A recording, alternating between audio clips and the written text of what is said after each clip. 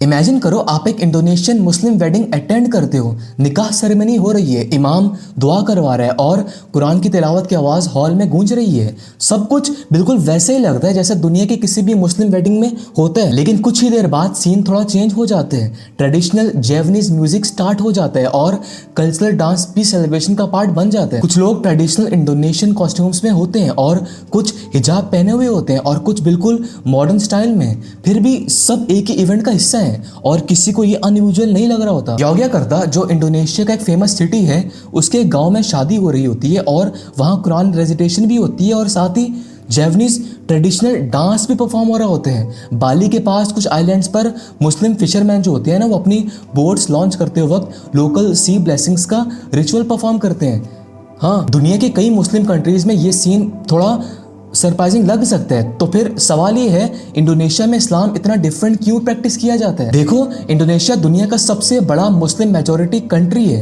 2025 estimates के मुताबिक Indonesia की पॉपुलेशन 270 मिलियन से ज़्यादा है और उनमें से लगभग 87% अपने आप को मुस्लिम आइडेंटिफाई करते हैं। ये नंबर दुनिया के टोटल मुस्लिम पॉपुलेशन का ऑलमोस्ट 13% रिप्रेजेंट करता है। लेकिन फिर भी इंडोनेशिया का इस्लाम मिडिल ईस्ट या साउथ एशिया के इस्लाम से काफ़ी डिफरेंट लगता है। रमदान वहाँ सेलिब्रेट होता है, मस्जिद हर सिटी में है, लेकिन साथ ही आपको ट्रेडिशनल म्यूजिक, लोकल रिचुअल्स और कल्चरल फेस्टिवल्स भी नजर आते हैं जो प्योरली इंडोनेशियन ट्रेडिशन का पार्ट है। कुछ आउटसाइडर्स को ये मिक्स कंफ्यूजिंग लगता है, मुझे भी बहुत कंफ्यूजिंग लगा है। रिसर्च कर रहा था वीडियो का, मुझे बहुत कंफ्यूजिंग लग रहा था। और आउटसाइडर्स तो ये भी पूछते हैं कि भाई आखिर इंडोनेशिया में इस्लाम इतना डिफरेंट क्यों लगता है? इस सवाल का जवाब सिंपल नहीं है। इसके पीछे सेंचुरीज की हिस्ट्री, जियोग्राफी, ट्रेड नेटवर्क्स और कल्चरल ब्लेंडिंग का प्रोसेस है। इंडोनेशिया का इस्लाम असल में एक यूनिक एग्जाम्पल है कि कैसे रिलीजन और लोकल कल्चर एक दूसरे के साथ अडॉप्ट हो सकते हैं। चलो, अगर हिस्टोरिकली देखा जाए तो इंडोनेशिया में इस्लाम तलवार के जरिए नहीं आया। ये फैक्ट स्टोरी का सबसे इंपॉर्टेंट पॉइंट है। मिडिल ईस्ट और साउथ एशिया के कई रीजन्स में इस्लाम पॉलिटिकल एम्पायर्स और मिलिट्री एक्सपेंशन के थ्रू स्प्रेड हुआ, लेकिन इंडोनेशिया का एक्सपीरियंस बिल्कुल डिफरेंट था। अब हुआ कुछ यूँ था कि 13th और 14th सेंचुरी के दौरान जो मुस्लिम ट्रेडर्स थे ना, वो इंडियन ओशन ट्रेड रूट्स के जरिए साउथ ईस्ट एशिया पहुंचने लगे।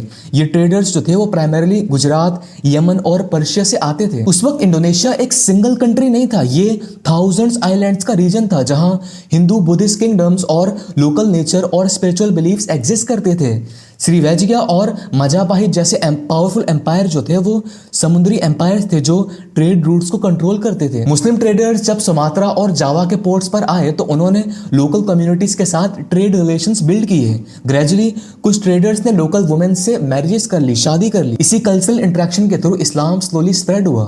लोकल रूलर्स ने भी कभी कभी इस्लाम अडॉप्ट किया क्योंकि मुस्लिम ट्रेडर्स के साथ अलायंसेस इकोनॉमिक बेनिफिट्स ला सकते थे। एग्जाम्पल के तौर पर समुद्रा पसाई सल्तनत जो 13th सेंचुरी में सुमात्रा में इस्टेब्लिश हुई, साउथ ईस्ट एशिया का सबसे अर्ली मुस्लिम किंगडम माना जाता है। इस प्रोसेस का नेचर पीसफुल और ग्रेजुअल था, इसीलिए इस्लाम इंडोनेशिया में लोकल ट्रेडिशंस के साथ ब्लेंड हो गया।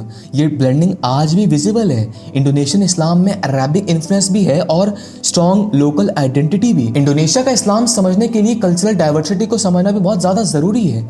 इंडोनेशिया सिर्फ एक कंट्री नहीं है बल्कि 17,000 से ज्यादा आइलैंड्स का ग्रुप है। यहाँ 300 से ज्यादा एथनिक ग्रुप्स और हंड्रेड्स लैंग्वेजेस एग्जिस्ट करती हैं। जैवनीज कल्चर, एकनीज ट्रेडिशंस, सुंदनीज आइडेंटिटी और बुगीज मैरीटाइम कम्युनिटी सब अपनी अपनी डिस्टिंक्ट हिस्ट्री और रिचुअल्स रखते हैं। इसी डाइवर्सिटी की वजह से इंडोनेशियन इस्लाम भी मल्टीपल फॉर्म्स में अपीयर होना शुरू हो गया।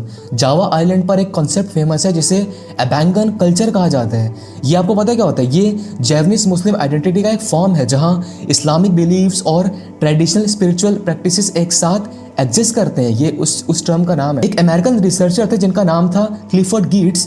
इन्होंने 1960s में जावा सोसाइटी पर रिसर्च करते हुए ना इंडोनेशियन मुस्लिम्स को समझने के लिए 3 कैटेगरीज डिस्क्राइब की थी: अबैंगन, सांतरी और प्रियाई। अब ये 3 कौन लोग थे? अबैंगन ये वो लोग थे जो इस्लाम को ज़्यादा कल्चरल और ट्रेडिशनल तरीके से फॉलो करते थे। इनकी प्रैक्टिसेस में लोकल जैवनीज ट्रेडिशंस और स्पिरिचुअल रिचुअल्स भी मिक्स होते थे। जो सी ब्लेसिंग वाला रिचुअल है ना, वो भी इनमें मिक्स होता था। फिर सांतरी ये ग्रुप ज़्यादा स्ट्रिक्टली इस्लामिक टीचिंग्स फॉलो करता था। इनका फोकस कुरान, मस्जिद, एक्टिविटीज़ और रिलीजियस एजुकेशन पर होता था। फिर आते हैं प्रियाई। ये असल में ट्रेडिशनल एलीट या एजुकेटेड क्लास को रिप्रेजेंट करता था जो ब्यूरोक्रेसी और लीडरशिप रोल्स में होते थे। इनके लाइफस्टाइल में जैवनीज कल्चर, एजुकेशन और सोशल स्टेटस ज़्यादा प्रोमिनेंट होता था और ये लोग बहुत अमीर होते थे। खैर यहाँ पर एक और इम्पॉर्टेंट फैक्टर जो इंडोनेशियन मुस्लिम्स को अलग बनाते हैं वो है इंडोनेशियन ऑर्गेनाइजेशंस।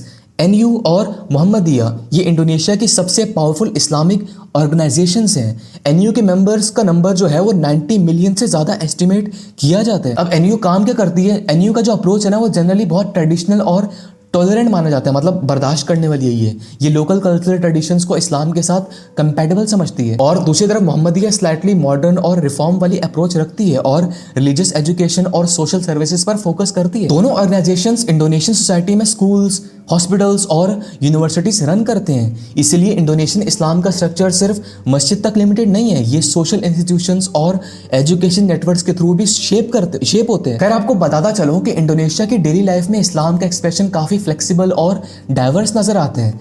जकार्ता की कॉर्पोरेट ऑफिस में रमदान के दौरान वर्किंग आवर्स एडजस्ट होते हैं, रेस्टोरेंट्स सनसेट पर इफ्तार बफेट्स ऑर्गेनाइज करते हैं, लेकिन साथ ही नाइट लाइफ और एंटरटेनमेंट इंडस्ट्री भी एग्जिस्ट करती है। जावा के विलेजेस में कभी कभी स्लैम्पटन नाम का एक कम्युनल मील ऑर्गेनाइज होता है। ये एक ट्रेडिशनल गैदरिंग है जहां लोग जो हैं वो ब्लेसिंग्स और प्रोटेक्शन के लिए दुआ करते हैं। इस रिचुअल में इस्लामिक प्रेयर्स भी होती हैं और लोकल ट्रेडिशंस भी। इंडोनेशिया की मसाजिद का डिज़ाइन भी बहुत यूनिक होता है। आपको पता है, आप अगर वहाँ की मसाजिद देखेंगे आपको लगेगा कि यार तो मैं जन्नत में आ गया हूँ, इतनी प्यारी मस्जिदें हैं वहाँ पर। जावा की कुछ ओल्डेस्ट मसाजिद में ट्रेडिशनल जैवनीज रूफ डिज़ाइन होता है जो पकोड़ा स्टाइल लेयर्ड स्ट्रक्चर जैसा दिखता है। ये मिडिल ईस्टर्न डोम्स से बिल्कुल डिफरेंट आर्किटेक्चर होता है। खैर इंडोनेशिया में एजुकेशन सिस्टम भी इंटरेस्टिंग है। इंडोनेशिया में इस्लामिक बोर्डिंग स्कूल जिसे पेसेंट्रेन कहा जाता है सेंचुरी से एग्जिस्ट करते आ रहे हैं। आज भी थाउजेंड्स पेसेंट्रेन ऑपरेट कर रहे हैं 2026 में भी, जहां मिलियन स्टूडेंट्स रिलीजियस और मॉडर्न सब्जेक्ट्स दोनों स्टडी करते हैं। एक और interesting observation Indonesian public life में वुमेन का रोल भी है। हाँ, इंडोनेशिया दुनिया का सबसे बड़ा मुस्लिम मेजॉरिटी कंट्री है जहां फीमेल पॉलिटिकल लीडर्स भी प्रोमिनेंट रहे हैं। एग्जाम्पल के तौर पर मेगावती सुकरपुत्री, मुझसे नाम नहीं ली जा रहा, मेगावती सुकरपुत्री 2001 से 2004 तक इंडोनेशिया के प्रेसिडेंट रही हैं। ये एग्जाम्पल शो करती है कि इंडोनेशियन सोसाइटी में इस्लामिक आइडेंटिटी और डेमोक्रेटिक पॉलिटिकल कल्चर एक साथ एग्जिस्ट कर सकते हैं। खैर बहुत बोल लिया मैंने। अगर सारे फैक्ट्स को एक साथ कंबाइन किया जाए तो मैं यही कहूंगा कि इंडोनेशिया का जो इस्लामिक मॉडल है वो एक इंटरेस्टिंग पैटर्न शो करता है। इस्लाम वहाँ सेंचुरीज पुराने ट्रेड नेटवर्क्स के थ्रू पीसफुली स्प्रेड हुआ। लोकल कल्चर्स और ट्रेडिशंस ने रिलीजन के साथ अडॉप्ट होने का जो प्रोसेस है वो डेवलप किया। लार्ज इस्लामिक ऑर्गेनाइजेशंस ने एजुकेशन और सोशल इंस्टीट्यूशंस बिल्ड किए जो सोसाइटी को शेप करते हैं। और सबसे इंपॉर्टेंट, इंडोनेशिया का political system officially religious state नहीं है। इंडोनेशिया की जो नेशनल फिलॉसफी है उसको पैनकैसिला कहा जाता है। इस आइडियोलॉजी का first principle belief in God है, लेकिन स्टेट किसी सिंगल रिलीजन को इम्पोज नहीं करती। यहाँ पर इस सिस्टम में मुस्लिम्स मेजोरिटी हैं, लेकिन क्रिश्चियंस, हिंदूज और बुद्धिस्ट भी ओपनली प्रैक्टिस करते हैं। इस सिस्टम की वजह से इंडोनेशियन सोसाइटी में डिफरेंट रिलीजन्स रिलेटिवली पीसफुली एक साथ एग्जिस्ट करते हैं। जब लोग इस्लाम की ग्लोबल इमेज के बारे में बात करते हैं तो अक्सर उनके माइंड में मिडिल ईस्ट का मॉडल आता है, लेकिन इंडोनेशिया की स्टोरी एक डिफरेंट पॉसिबिलिटी दिखाती है। यहाँ इस्लाम एक ऐसी सोसाइटी में डेवलप हुआ जहाँ ट्रेड, कल्चर और लोकल ट्रेडिशंस ने उसको शेप किया। रिजल्ट एक ऐसा इस्लामिक आइडेंटिटी मॉडल बना जो डीपली रिलीजियस भी है और कल्चरली फ्लेक्सिबल भी। जकार्ता की क्राउडेड स्ट्रीट्स, जावा के एंशिएंट मस्जिद और थाउजेंड्स आइलैंड्स के लोकल ट्रेडिशन सब मिलकर एक यूनिक पिक्चर क्रिएट करते हैं। और शायद इसी वजह से इंडोनेशिया को समझना इम्पॉर्टेंट है, क्योंकि ये शो करता है कि रिलीजन जब डिफरेंट कल्चर्स के साथ इंटरेक्ट करता है तो उसकी एक्सप्रेशन भी डिफरेंट फॉर्म्स में ला सकता है।